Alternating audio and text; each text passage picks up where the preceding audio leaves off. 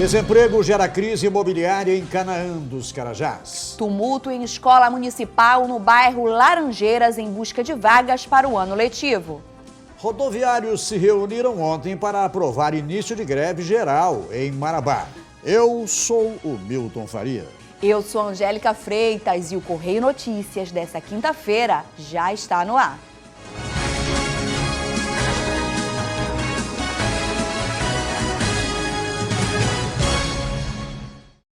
Boa noite. Rodoviários se reuniram na sede do sindicato para aprovar início de uma greve geral em Marabá. Os trabalhadores deram um ultimato para as empresas de transporte. Foi quase que de forma unânime. Os trabalhadores rodoviários que atuam em transporte coletivo em Marabá se reuniram para aprovar o início de mais uma greve no município.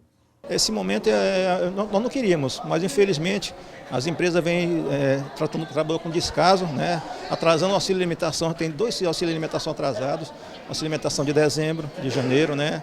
Hoje dizem que estão quitando o salário do mês de dezembro. Então o sindicato vem dando o maior apoio à empresa, os trabalhadores vêm apoiando também como, entendeu? Sendo solidário. Só que chegou um momento que não dá mais, a gente vem cobrando e a empresa empurrando com a barriga. E esses mesmos trabalhadores do transporte coletivo em Marabá sabem que esta é uma luta de muitos anos. A cada semestre se repete a falta de pagamentos da categoria, por isso o motivo de mais uma greve. Isso não é de hoje, infelizmente a empresa ela sempre tem a desculpa que está em recuperação judicial, mas o trabalhador não pode carregar uma carga dessa sozinho. Né? Tem pessoas que trabalham, pagam aluguel, entendeu? Tem energia para pagar, entendeu? Tem pessoas que têm que comer, então quer dizer, o auxílio alimentação é para isso, para se alimentar também. E tem 2 meses atrasado, infelizmente não era isso que nós queríamos. Em Marabá, cerca de 40 mil usuários dependem do transporte coletivo para locomoção na cidade. Mas, depois dessa assembleia, o ultimato já foi dado para as empresas pagarem os trabalhadores. Caso contrário, a greve será deflagrada oficialmente. Depois de 72 horas, a qualquer momento pode parar. Pode ser no domingo, na segunda, na terça. Não tem prazo exatamente, mas a partir de 72 horas, o prazo legal.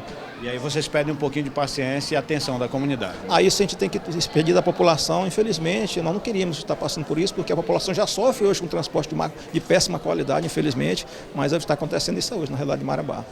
E na manhã de hoje, houve tumulto em uma escola municipal no bairro Laranjeiras. Uma fila se formou desde a madrugada, porém, muita gente saiu do local sem perspectiva de vaga para este ano letivo. Na manhã desta quinta-feira, nós recebemos várias reclamações da escola Ney Maria Clara Machado. A informação é a seguinte: vários pais estão aqui desde a madrugada buscando vaga para seus filhos. Desde terça-feira, vindo todos os dias e até agora ninguém conseguiu vaga para seus filhos. Alguns até conseguiram, no caso eles ainda não conseguiram. Me conta como que está a situação, como é que foi até então, desde terça-feira que vocês estão vindo, como é que funciona? A gente está aqui esperando, aí desde ontem, na verdade, passou a noite, mas começou tudo foi na terça. Aí tanto que as matrículas iam ser dia 22, aí o diretor antecipou, que a CEMED parece que foi uma ligação aí antecipou, né, as matrículas, aí ficou para hoje. Aí na hora de na entrega das senhas, parou antes de mim, acabou antes de mim. E aí vai ficar nisso, a gente está esperando para ver o que ele vai resolver e eu acho que vai ficar de graça. Eu queria que alguém me ajudasse, minha filha não perder o ano por causa de sacanagem, que se não fosse sacanagem eu ia conseguir a vaga. Josué também não conseguiu vaga até então para o seu filho. Me conta, Josué, como é que é a situação? Você desde terça-feira também está vindo para cá? Aqui tem uma quantidade de pessoas que estão aqui desde terça-feira. Terça-feira à noite, a quarta-feira também o dia e à noite, e até agora, infelizmente, não conseguiu vaga. Muita gente saiu daqui sem conseguir essas vagas. Na verdade, a quantidade de vaga para o maternal, que é crianças de 3 anos, é muito pouca. Foram só 24 vagas. E ainda houve também esse problema, né, que algumas pessoas usaram de má fé, venderam acabaram vendendo vaga na fila e as pessoas que estavam mais atrás ficaram prejudicadas porque a quantidade de vagas são limitadas. Quem acaba sofrendo com tudo isso é justamente a população. Obrigada por participarem da nossa matéria. Para mostrar um pouco mais, Mizaki, vem aqui comigo, para vocês verem que realmente, desde terça-feira, essas pessoas estão vindo aqui para a escola tentando uma vaga para seus filhos. Olha só, tem cadeiras, tem bastante lixo em forma de fila, ou seja, essas pessoas dormiram, passaram um dia aqui esperando, aguardando por uma vaga para os seus filhos. Agora, nós vamos tentar falar com a direção da escola para ver o que eles têm a contar sobre toda essa situação. Venda de fichas, venda de cadeiras e muita reclamação. Vamos lá dentro agora para ver se alguém fala com a nossa reportagem. O diretor da escola, José Rodrigues Lima, nos recebeu aqui muito bem e vai falar conosco o que está acontecendo. José, está havendo muitas reclamações sobre questão de vagas. Muita gente não está conseguindo vaga para os seus filhos. Como é que está essa situação? Primeiramente, a gente teve que fazer a renovação das matrículas dos alunos da casa, certo? E depois que eu contabilizei os dados, apenas um pai que não compareceu para renovar a matrícula, certo? E o número de salas que possui no núcleo de educação infantil são apenas 4 salas. A CEMED nos determina que a gente primeiro atenda a demanda de 4 e 5 anos. Atendendo essa demanda, a gente tem liberdade de atender a demanda de 3 anos. Porém, a nossa sala que foi aberta para atender maternal 3 anos é a sala menor que tem, porque primeiramente foi atendida a demanda de 3, de 4 e 5 anos. E com relação à venda de cadeira, de vagas, não tem nada a ver com a escola. Dizem que foi um senhor que mora na frente da escola que fez essa ação, certo? E com relação à chegada do pessoal, ficou determinado o seguinte, que só apenas hoje seria divulgado o quantitativo de vaga, certo? Para ser feita a matrícula no dia 22. Mediante essa chegada antecipada da comunidade na porta da escola, fui buscar autorização da CEMED para a gente antecipar as matrículas para o dia de hoje. Então, esse pessoal que está questionando sobre a matrícula, principalmente no maternal, que até então não teria conseguido vagas, tem possibilidade de conseguirem vagas ou terão que buscar outra escola? A orientação que a gente tem é o seguinte, a gente fez um cadastro reserva, no momento que surgir a oportunidade a gente vai estar ligando, como também a gente vai estar encaminhando essas crianças para a CEMED se encarregar de procurar a vaga das mais próximas de suas residências. Então, o que resta para os pais é justamente esperar, né? Ver se aparece alguma vaga. Como a gente pode ver, a escola é pequena, são poucas salas e as salas também são pequenas, não suportam muitos alunos.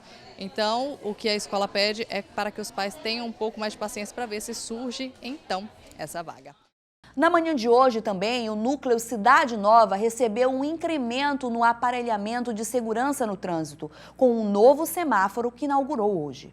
Durante muitos anos, uma das principais reclamações da população marabaense era justamente sobre o perigo da travessia na BR-230 no Núcleo Cidade Nova.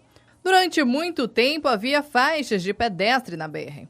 No entanto, a imprudência causou muitos acidentes e até mesmo tirou a vida de muita gente. Com isso, novos projetos foram sendo implementados, como, por exemplo, a passarela, que para a população foi uma verdadeira negação. Então, a Secretaria de Segurança Institucional, junto à PRF e o DMTU, conseguiram implementar o projeto de faixa com semáforo. Esta solução aqui é para atender principalmente o cadeirante, o idoso, né, a pessoa que está machucada, deficiente temporário, que vai ao INSS.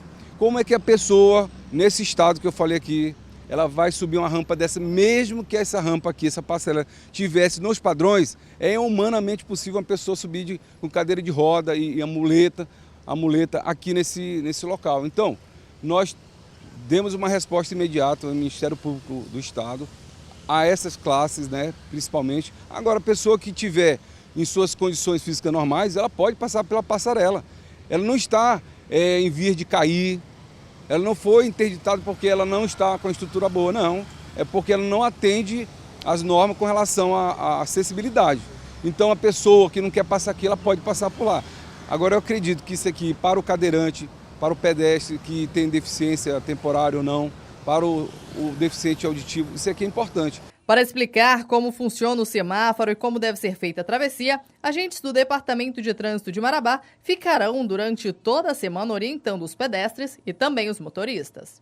A faixa de pedestre, esse semáforo, ele é temporizado, ele é 2 tempos, onde o pedestre ele vai atravessar a via, né, tem 8 segundos para atravessar a via, uma via, aí vai ter outra botoeira, ele vai apertar outra botoeira e vai aguardar mais um tempo para atravessar a outra pista. Então ele tem 2 tempos para atravessar as 2 pistas, né? Isso por quê?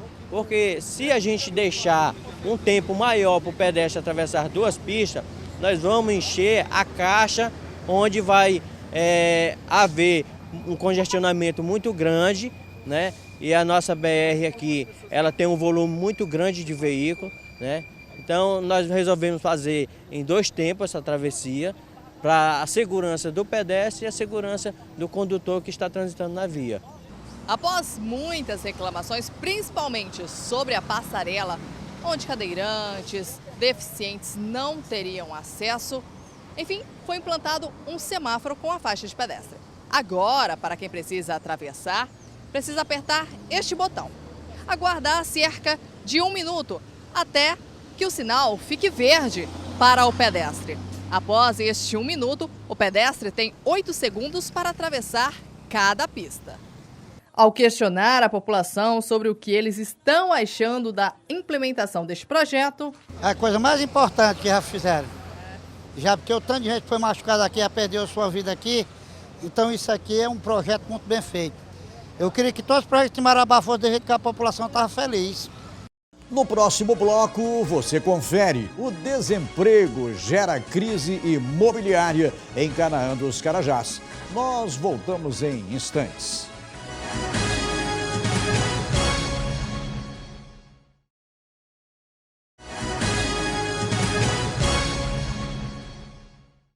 O aumento do desemprego tem feito muitos trabalhadores abandonarem o município de Canaã dos Carajás. Com isso, uma forte crise imobiliária se instala na cidade. Era para ter sido um residencial de 8 andares, mas há 2 anos os planos pararam na 4ª escadaria. A obra no centro da cidade é o retrato da crise imobiliária que se instalou em Canaã dos Carajás desde o ano passado. Por enquanto, é o seu Antônio que toma conta do empreendimento. A obra foi obrigada a parar, porque o dinheiro sumiu e sem dinheiro não toca a obra.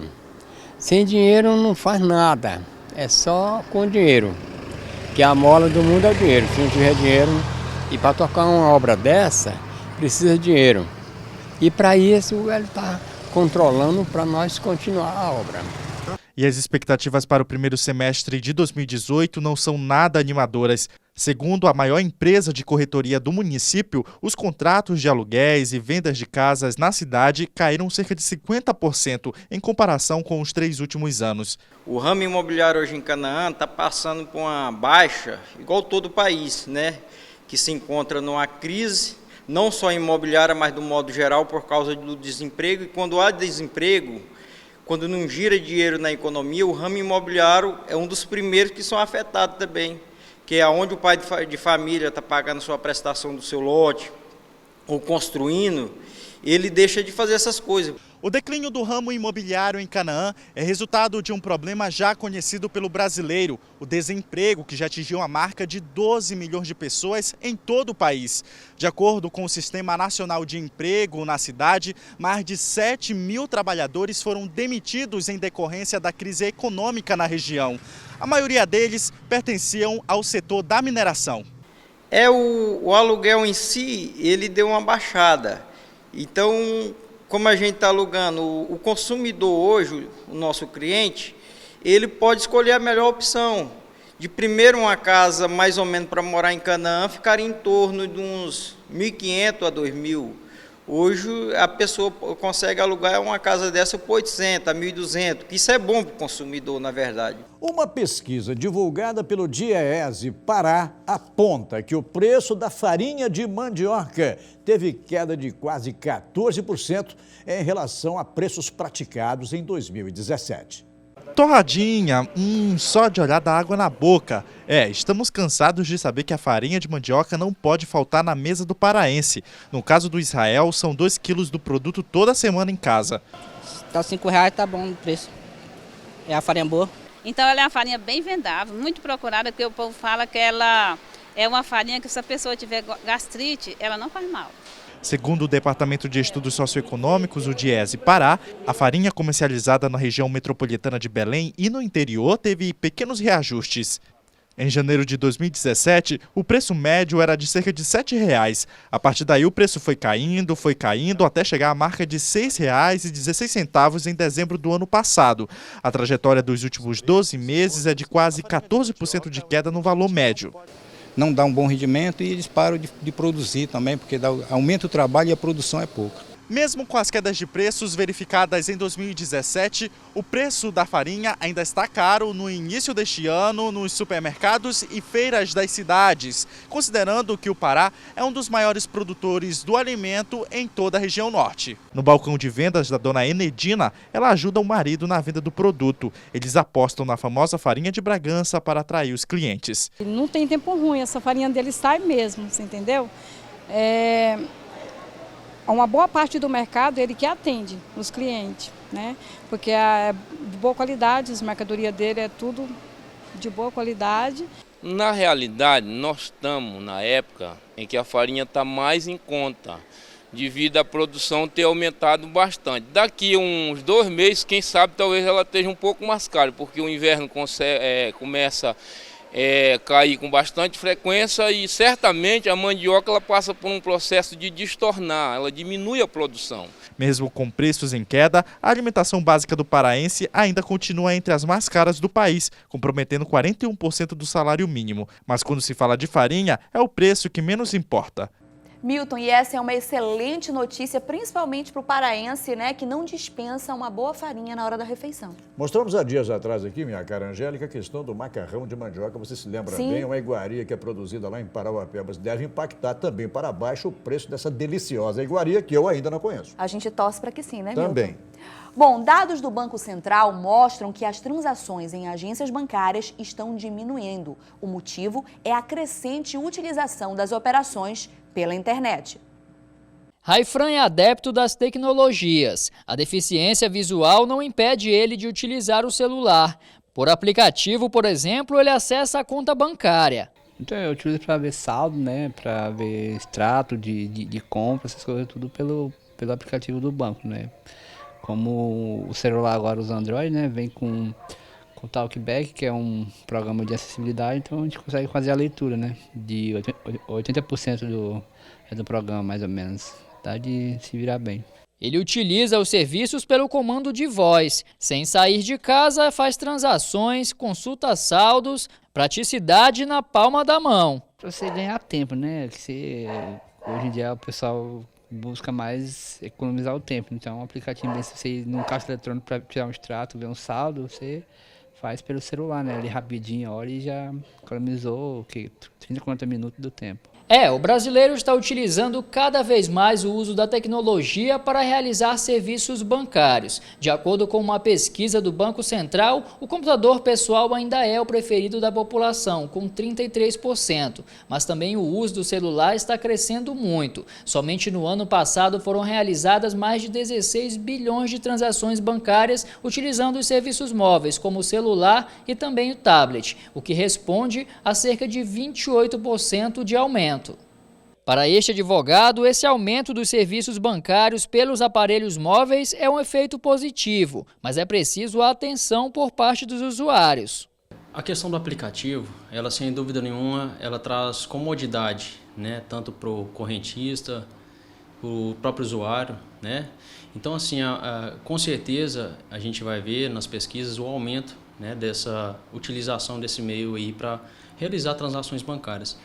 O que acontece é o seguinte, a internet ela deixa, né, aquele correntista suscetível a hackers, né, a problemas com vírus. Então, assim, a recomendação seria exatamente essa: tomar muito cuidado com os sites, né, os sites que as pessoas visitam nos seus aparelhos, nos seus notebooks, para não correr risco aí de ter um vírus e ser infectado. Entre muitos que aderem à praticidade tecnológica, há também quem não arrisque acessar o banco pelo celular. Raimundo é um deles. Eu não confio, né? E eu faço sempre pessoalmente no banco. Acha mais confiável? Mais confiável. O principal receio de quem não adere aos serviços é justamente o medo de se tornar vítimas de hackers, esses criminosos que entram pela internet para copiar dados e até roubar. O banco, quando ele oferta essa possibilidade para o cliente, ele assume o risco, né? Ele assume o risco de transferir aquela atividade que seria realizada no banco para o próprio correntista. Né? Na verdade, é uma economia para o banco. Então, ele assumindo esse risco, ele também tem que se responsabilizar em caso de falhas, entendeu? Então, assim, caso algum correntista sofra algum prejuízo decorrente da utilização desses aplicativos, ele, sem dúvida nenhuma, ele vai ter o respaldo legal para poder requerer a reparação desses prejuízos, né, na justiça.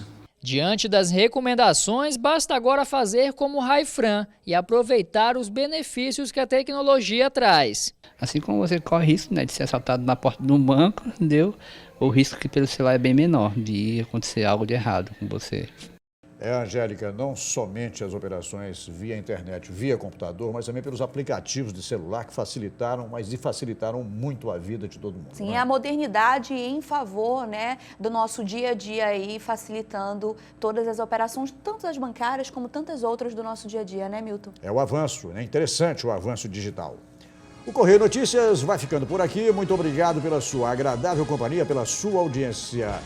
A todos, uma boa noite. Fique agora com o SBT Brasil. Boa noite e até amanhã.